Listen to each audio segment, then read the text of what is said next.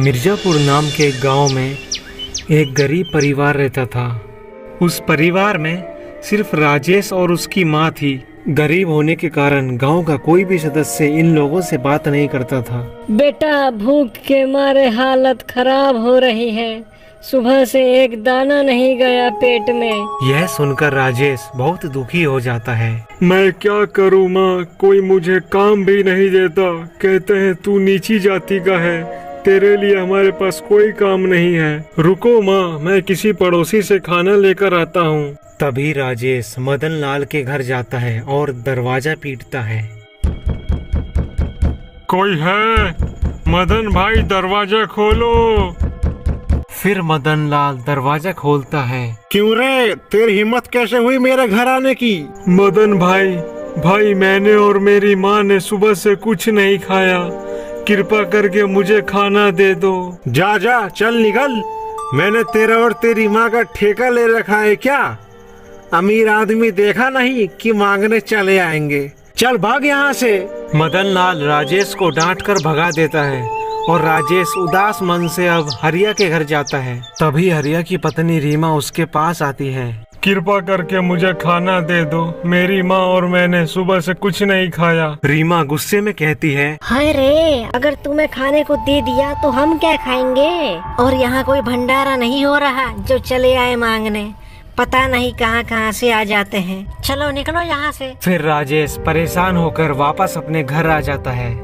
माँ, मैंने बहुत कोशिश की पर किसी ने भी मुझे खाना नहीं दिया। लगता है बेटा, आज हमें भूखा ही सोना पड़ेगा। रात होने पर दोनों माँ बेटे बिना कुछ खाए सिर्फ पानी पीकर सो जाते हैं। फिर आधी रात होते ही जोर जोर से दरवाजा खटखटाने की आवाज आती है।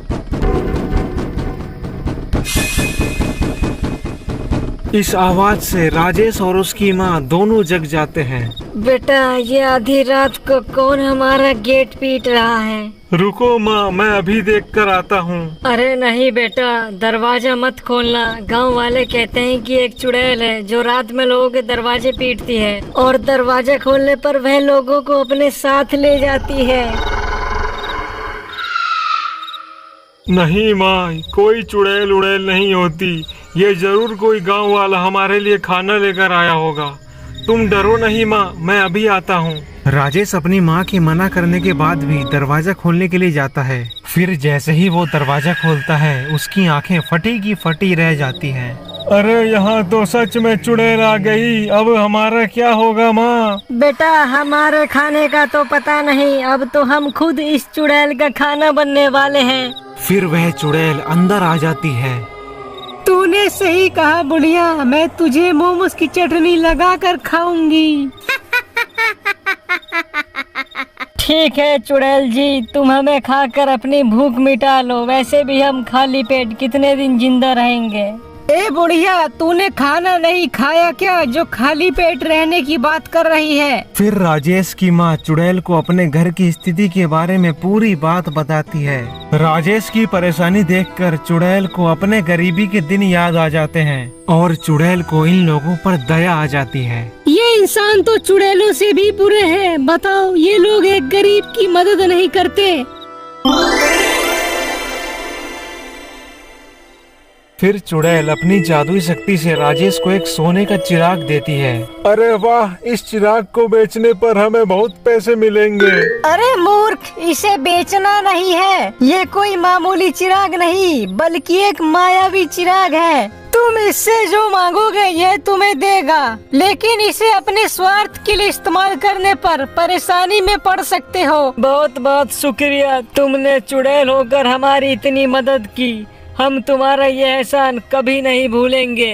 तभी अचानक वह चुड़ैल हवा में कहीं गायब हो जाती है। फिर चिराग को टेबल पर रखकर राजेश और उसकी माँ वापस से जाकर सो जाते हैं। अगले दिन सुबह होने पर राजेश, ए जादुई चिराग, तुम मेरी झोपड़ी को एक बड़ा और अच्छा सा घर बना दो। ऐसा कहते ही उसकी झोपड़ी एक सुंदर घर में बदल गई। ए जादुई चिराग, मुझे बहुत सारे सोने के सिक्के दे दो।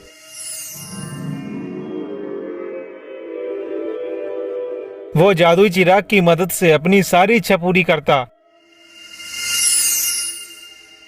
गरीबों को धन और सोना दान करके उनकी भी मदद करता। इस तरह राजेश और उसकी माँ एक अच्छा जीवन जीने लगे। लेकिन राजेश के पड़ोसी उसकी सफलता देखकर उससे जलने लगते हैं। फिर एक दिन मोहन और हरिया आपस में बात कर रहे थे। ये राजेश के पास खाने के लिए खाना नहीं था और अब गरीबों को दान कर रहा है, कुछ तो गड़बड़ है हरिया। भाई मोहन, मैंने सुना है राजेश के पास कोई जादुई चिराग है जो उसकी सारी इच्छा पूरी करता है। आज रात को चुपके से राजेश के घर में घुसते हैं, तभी पता चलेगा कि क्या माजरा है। जब रात हो जाती है तो मोहन और हरिया चोरी छिपे राजेश के घर में जाते हैं। वहाँ उन्हें चमचमाता हुआ सोने का चिराग दिखाई देता है और पास में ही राजेश सोया हुआ था। अरे हरिया, इस चिराग की मदद से मैं पूरे गांव में धनवान हो जाऊंगा। अबे बेवकूफ, सपने देखना बंद कर, चिराग उठा और जल्दी निकल। अगर कोई जाग गया तो रंगे हाथों पकड़े जाएंगे। फिर मोहन चिराग उठाता है और अपने घर ले जाता है।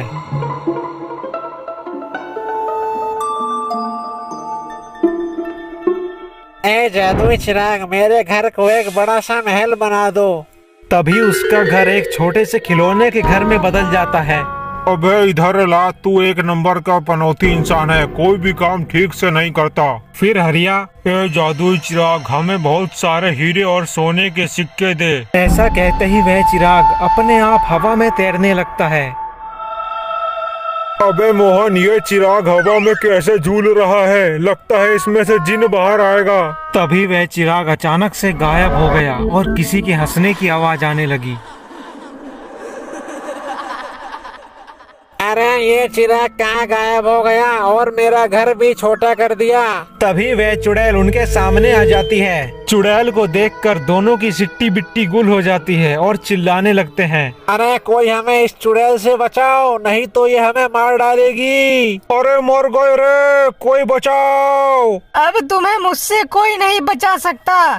तुम जैसे लालची और स्वार्थी लोगों की दुनिया को जरूरत ही नहीं है। बाहर के शोर शराबे से राजेश और कुछ गांव वाले जग जाते हैं। चुड़ैल हरिया और मोहन को मारने जा ही रही थी कि तभी राजेश और उसकी माँ वहाँ आई। रहने दीजिए चुड़ैल जी, कुछ भी हो वो है तो हमारे पड़ोसी ही। हम नहीं चाहते कि किसी का घर उजड़ जाए, बस सभी गांव वाले आपस में मिलजुल कर रहे हमेशा तो काफी है। देखा तुम लोगों ने, जिसे तुमने एक वक्त का खाना देने को मना कर दिया था, वो अभी भी तुम्हारी भलाई चाहता है। मोहन और हरिया शर्म से पानी पानी हो गए और उनकी आंखें भर आई। हमें माफ कर दो राजेश भाई। हमने तुम जैसे अच्छे इंसान के साथ हमेशा बुरा व्यवहार किया, फिर भी तुमने हमारी भलाई सोची। फिर वह चुड़ैल वहाँ से गायब हो गई। तभी मोहन का घर पहले जैसा ठीक हो गया और उस दिन के बाद से सभी गांव वाले आपस में मिलजुल कर खुशी खुशी रहने लगे। क्यों दोस्तों, और कहानी देखनी है क्या? तो चैनल को अभी के अभी सब्सक्राइब कर दो। चाहे मेरा चिराग ले लो, पर सब्सक्राइब जरूर कर देना।